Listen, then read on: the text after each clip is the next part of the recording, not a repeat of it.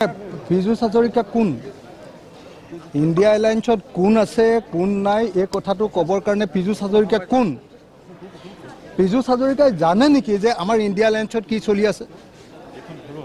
তেওঁ কি কাৰণে এইবিলাক কথা এনেকুৱা অনৰ্থক আনঅথৰাইজ বাহাদুৰি মৰা অহংকাৰী কথা কিয় কৈ থাকে পীযুষ হাজৰিকাক প্ৰথম যেটো কথা আমি অসমীয়া মানুহে ক'ব লাগে যে তুমি অলপ অহংকাৰটো এৰাত অহংকাৰটো বেছি হৈ গৈছে পীযুষ হাজৰিকা তেওঁৰ বডি ল্যাঙ্গুৱেজ তেওঁৰ কথা তেওঁৰ মুখৰ অংগী ভংগী এইবিলাক পীযুষ হাজৰিকাৰ ইমান বেছি হৈ গৈছে নহয় ভয়ানকভাৱে পীযুষ হাজৰিকা অহংকাৰী হৈ গৈছে মানে নতুন ধনী মানুহবিলাকৰ যেনেকুৱা এটা অহংকাৰ হয় নহয় পীযুষ হাজৰিকাই ক্ষমতা আৰু টকা পাই এনেকুৱা ধৰণৰ অহংকাৰী হৈ গৈছে যে তেওঁ সবৰ ওপৰতে অথৰিটিৰ নিচিনাকৈ কথা ক'ব খোজে ইমান দাদাগিৰি কিয় এজন তেওঁ মন্ত্ৰীহে আৰু 5 বছৰৰ কাৰণেহে তেওঁ মন্ত্ৰী নহয় জানো নে তেওঁ গোটেই জীৱনটো অসমৰ মানুহক নিয়ন্ত্ৰণ কৰিব নে তেওঁ অসমৰ সকলো বিৰোধী পক্ষৰ নেতা নেকি তেওঁ গোটেই বিৰোধী পক্ষৰ তেওঁক মালিক পাতি দিয়া হৈছে নেকি যে তেওঁ জানে আমাৰ কাৰ লগত সম্পৰ্ক ভাল কাৰ লগত বেয়া তেওঁ জানে নেকি আমাৰ ভিতৰত কি চলি আছে তেওঁ জানে নেকি পীযুষ হাজৰিকাৰ এই দাদাগিৰি বন্ধ কৰিব লাগে পীযুষ হাজৰিকাৰ এই অহংকাৰ বন্ধ কৰিব লাগে পীযুষ হাজৰিকাৰ চাল চলন কথা অংগী ভংগী চকুৰ চাৱনি মুখ বডি ল্যাঙ্গুৱেজ এনেকুৱা ধৰণৰ এটা অহংকাৰী ভাৱ এটা প্ৰকাশ পাইছে যে এটো কিন্তু ধ্বংস হোৱাৰ লক্ষণ এটা দেখা দিছে সেইকাৰণে মই পীযুষ হাজৰিকাক খকিয়াই দিছোঁ যে অনৰ্থক আমাৰ বিৰোধী পক্ষৰ প্ৰতি তেওঁ যাতে মন্তব্য কৰি নাথাকে জোখতকৈ যাতে তেওঁ বেছি নকৰে এইবাৰতো বিধানসভাত ভাল শিক্ষা দি দিয়া হৈছে এইবাৰতো তেওঁ বিধানসভাৰ হেৰি নহয় জানো তেওঁ কি কয় আপোনাৰ কি মন্ত্ৰী কয় হেৰি মন্ত্ৰী তেওঁ আমাৰ বিধানসভাৰ মন্ত্ৰী কি কয় আপোনাৰ সংসদীয় পৰিক্ৰমা মন্ত্ৰী তেওঁ সংসদীয় পৰিক্ৰমা মন্ত্ৰী হৈ থাকোঁতে চৰকাৰ ভাগিবলৈ লৈছিলে নে নাই এবাৰ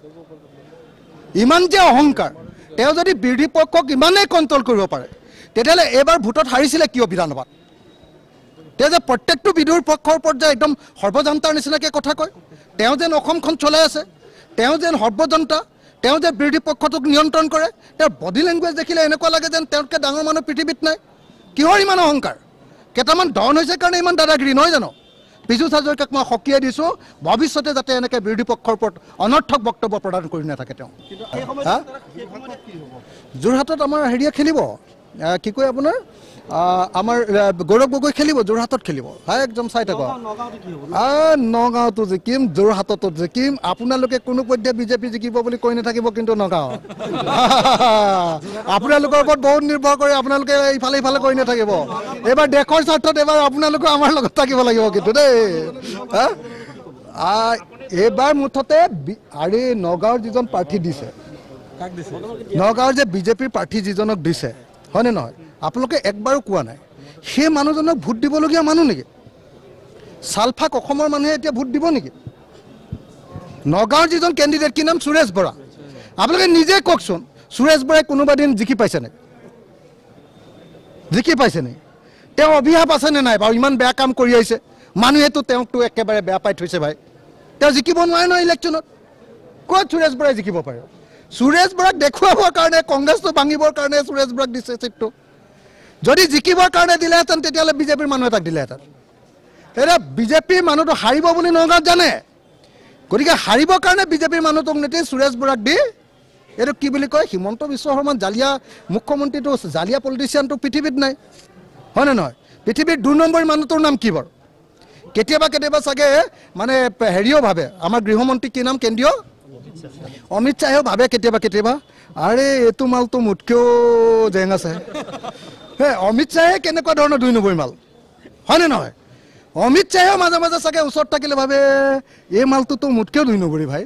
এই কামাখ্যা প্ৰসাদ তাচা ফুটবল নহয় কি আপুনি নিজে কওকচোন কামাখ্যা প্ৰসাদ তাচাক আজি বোলে মৰাণত খেল মৰাণলৈ যায় কাইলৈ বোলে ডিব্ৰুগড়ত খেল ডিব্ৰুগড়লৈ যায় তাৰপিছত বোলে যোৰহাটত খেল যোৰহাটলৈ আহে তাৰপিছত বোলে কলিয়াবৰত খেল কলিয়াবলৈ আহে কাৰণ তাৰমানে তেওঁ জাতিৰ বা সেই অঞ্চলৰ মানুহৰ প্ৰতি দায়বদ্ধ নহয় তেওঁ প্ৰফেশ্যনেল কেনেকুৱা প্ৰফেশ্যনেল মানে বুজি পাইছেনে তেওঁ এনেকুৱা প্ৰফেশ্যনেল যে তেওঁ মানে য'তে তেওঁ নিজৰ ব্যক্তিগত স্বাৰ্থটো সিদ্ধি হয় তালৈকে তেওঁ যায় আৰু সেই অঞ্চলটোৰ মানুহৰ আৱেগ অনুভূতিৰ লগত কোনো সম্পৰ্ক নাই কাজিৰঙালৈ যে তেওঁ বা কলিয়াবৰলৈ যে আহিব কলিয়াবৰৰ মানুহৰ উন্নতিৰ কাৰণে নাহে তেওঁক মানে কৈ দিছে বিজেপিয়ে যে ইয়ালৈ গুচি যোৱা, কাৰণ এইবাৰ তোমাক দৰকাৰ হৈছে যে চাহ শ্ৰমিকৰ এজন মানুহ হিচাপে তোমাক দেখুৱাৰ দৰকাৰ হৈছে। বাকী আন সকলো ঠাইতে আমি চাহ শ্ৰমিকক কাটি দিলোঁ চিটটো, গতিকে এজন মানুহ দেখুৱাবৰ দৰকাৰ হৈছে, তুমিয়ে তাতে যোৱা। সেই কামটো কৰিবৰ কাৰণে ইয়াক পঠিয়াই দিছে তেওঁক ইয়ালৈ। তো সেই কথাটো পঠিয়াই দিয়াৰ কাৰণে এতিয়া কামাখ্যা প্ৰসাদ তাছাই ফুটবলৰ নিচিনাকৈ ইফালে এক চুট মাৰি দিয়ে, এইফালে আহে, সিফালে এক চুট মাৰি দিয়ে, এইফালে আহে, এনেকৈ এইবাৰ আহি একদম কলিয়াবৰ আহি পাই গ'লি। আৰু কলিয়াবৰত আহি আকৌ দুদিনমান এতিয়া ডাইলগ চাইলগ মাৰিব, কাম বন একো নকৰে, কাম বন কৰিবৰ কোনো ক্ষমতা নাই, খালি প্ৰভুসকলৰ সেৱা কৰাটোৱে তেওঁৰ কাম। গতিকে তেওঁক ইয়াত ভোট দি একো লাভ নাই। বিৰোধী ঐক্য মঞ্চৰ তালিকা মানে কংগ্ৰেছৰ পৰহিলৈ 7 তাৰিখৰ দিনা ৰাতিকে মিটিং হ'ব। 7 তাৰিখে ৰাতিয়ে তেওঁলোকে গোটেইখিনি সিদ্ধান্ত ল'ব আৰু 8 তাৰিখে ৰাতিপুৱা হয়তো তেওঁলোকে প্ৰেছ কনফাৰেঞ্চ কৰি জনাব। ইতিমধ্যে ডিব্ৰুগড়ৰ চিটটোত ইতিমধ্যে বিৰোধী ঐক্য মঞ্চৰ পিনৰ পৰা আমাৰ লুৰিণজ্যোতি গগৈৰ কথাটো ফাইনেলি হৈছে।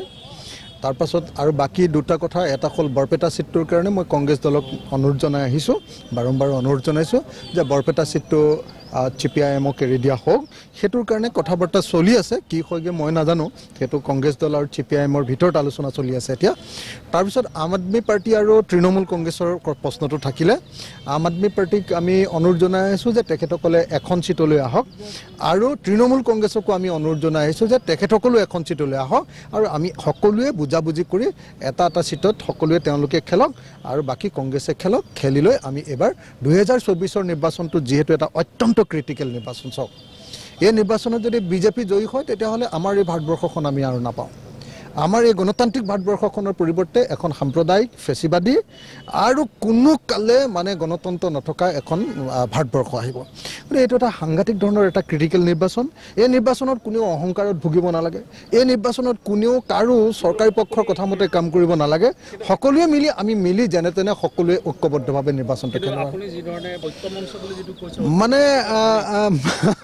মানে চবে নিজৰ নিজৰ স্বাৰ্থবিলাক চাই। আমাৰ কথাটো হ'ল যে 2024 চনৰ নিৰ্বাচনটো বহুত হেভি নিৰ্বাচন। এই নিৰ্বাচনটোৱে দেশৰ ভৱিষ্যতটো বদলাই দিব। তো বিৰোধী ঐক্য হ'বলৈ হ'লে দুটা কথা, 1 নম্বৰ কংগ্ৰেছে বস্তুটো বুজিব লাগিব, 1 নম্বৰ বুজিব লাগিব কিন্তু কংগ্ৰেছে। 2 নম্বৰ কথাটো হ'ল আমাৰ কি কয় আম আদমি পাৰ্টি, আমাৰ AJP, আমাৰ CPIM আৰু আমাৰ তৃণমূল কংগ্ৰেছ, তেওঁলোকেও প্ৰেক্টিকেল হৈ কথাখিনি পাতি ল'লে এটা সৰিয়া সিদ্ধান্ত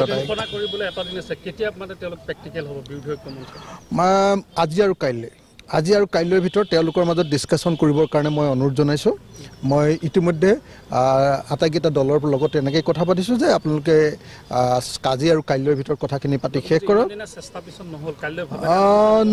নহয় খুব পজিটিভ হৈ আছে, আমাৰ মাজত খুব পজিটিভকৈ কথাবিলাক চলি আছে। কিবা এটা ভাল খবৰে আমি পাম বুলি মই আশা কৰিছোঁ।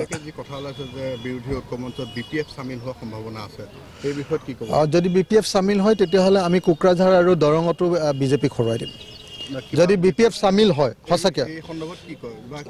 কথা চলি আছে, BPFৰ ভয় কথা চলি আছে, BPFৰ বাধ্যবাধকতাত আছে, অলপ ভয় কৰি থাকে তেওঁলোকে। এইটো এটা প্ৰব্লেম কাৰণ আগতে শাসক দল আছিলে না, গতিকে বহুত কিবা কিবি থাকে নহয় আৰু ব্লেকমেইল কৰিব পাৰে না ৰুলিং পাৰ্টিয়ে।